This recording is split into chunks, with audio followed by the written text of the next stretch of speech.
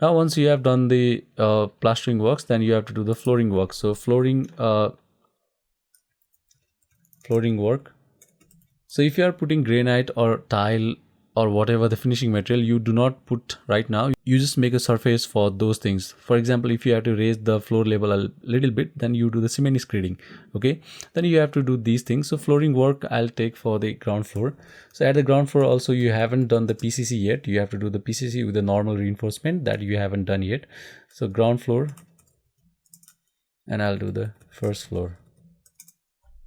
Okay, so flooring work like granite and tiles you normally put after you have done the false ceiling and the painting work, so that these works do not degrade the flooring work. So let's outline this one. And so ground floor flooring work, let's say it will take 14 days, and first floor also it's take 14 days, and it is associated with the after doing the plastering works. I'll start so 41 fs, and I'll do this after 42. Okay, so let me save.